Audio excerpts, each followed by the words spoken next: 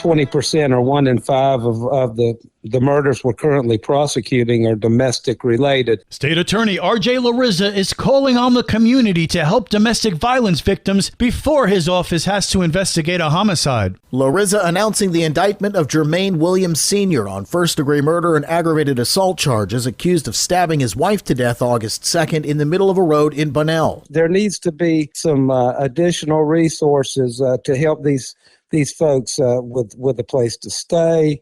A lot of times they might have kids as well. Also, to help them become financially independent, to have the ability to help them find a job or help them get training to where they have marketable skills and can support themselves and their families. Larissa says solving the issue requires more than just law enforcement. We need a commitment from the entire community to try and help these folks that are trapped or caught in a domestic violence situation. Many times it takes several episodes, several events, several crimes before the survivors, the person who's at the receiving end of this violence, ultimately can break away. The state attorney calling for compassion from the community. Instead of judging folks that continue to stay in abusive relationship, let's work harder to try and understand why that happens and provide these folks with assistance, with resources that'll help them break out of that violent and abusive situation.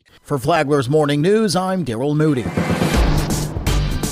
Good morning, Flagler County. I'm Rich Carroll. You're listening to Flagler's Morning News on Friday, August 23rd. The Florida Department of Transportation is announcing an upcoming traffic shift. Flagler County advises motorists who regularly use State Road 11 and County Road 304 that the Florida Department of Transportation will be shifting traffic into the new roundabout possibly as soon as next Monday. Julie Murphy, Flagler County Communications Coordinator. The four-way stop at the intersection will remain in place until the new roundabout configuration is fully in effect.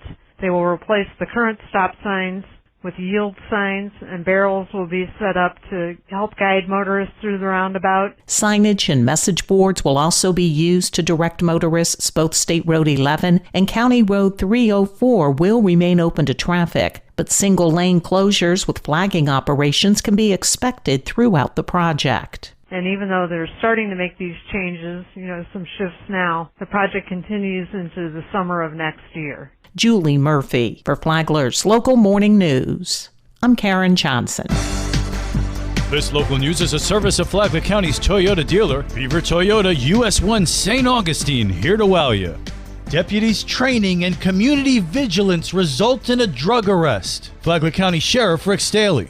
Observant deputies observed a vehicle with the lights on, the engine running, at the entrance to a residential home, western Flagler County. Deputies investigated and determined the occupant was passed out behind the wheel. Further investigation determined that she was in possession of trafficking amounts of methamphetamine and other narcotics. She was arrested and taken to the Green Roof Inn. Proactive investigation gets narcotics off the street. Very proud of our deputies for being proactive. You can buy tickets for shows at the Fitzgerald Performing Arts Center from a scalper? Yes, Amelia Fulmer with the Fitz says it's called Scalping for Good. Here's how it works. If you run a nonprofit, you can get a $20 ticket for your group just by paying the face value of the ticket. If you set up a group, call the Fitz and tell them that you want to set up a group for a specific show. For the fundraiser, you have to collect the tickets from your group and you have to charge your group the same thing that the Fitzgerald Performing Arts Center would charge them. But then when you get there, you buy your tickets in one transaction. We share with you the partnership in your fundraiser. So you have to be a 501(c) and you have to have a legitimate fundraiser. Amelia Fulmer said it's a great way to bring your group together, make a little money, and support the Fitzgerald Performing Arts Center. You can listen to Lifeline here on WNZF Saturday mornings at 9, anytime on the Flagler radio app. From the WNZF newsroom, I'm Deb Albertson.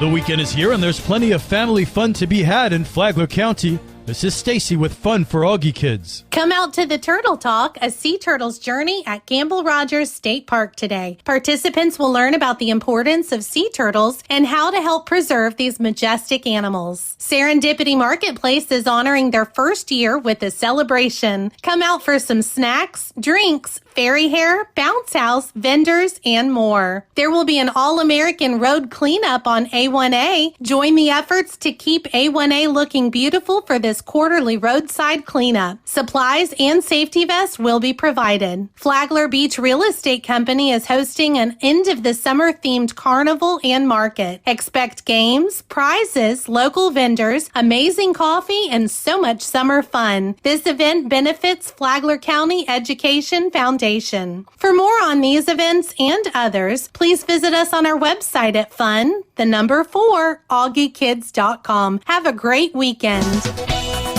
And now you're up to date on Flagler's Morning News. I'm Rich Carroll.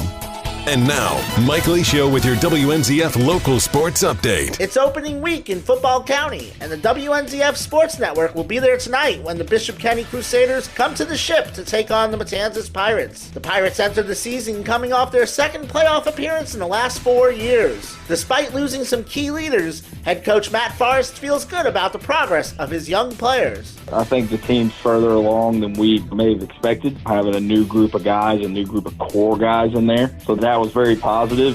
In fact, Forrest was pleased with the offseason as a whole. We've had a very productive offseason. We've had a great spring, and we felt like we had the best summer we've ever had. So we're excited to get the ball teed up. Join Rich Carroll and I with coverage beginning at 6:45 p.m. Listen here and on the Flagler Radio app. Watch on the WNZF Facebook page and the Flagler Radio YouTube channel. Tomorrow, tune in to the Rich and Mike Sports Show for post-game coverage, including player and coach interviews. 7:30 a.m. on WNZF and always on the app. FPC has the week off. Coming out of the Kickoff Classic, a 42-7 win against Deltona, Coach Daniel Fish used the week to clean up some things. It's nice to see the guys all out there making plays, running around, doing great things, but we really got to fix some mistakes and protect the ball better if we want to win against some of the opponents we play this year.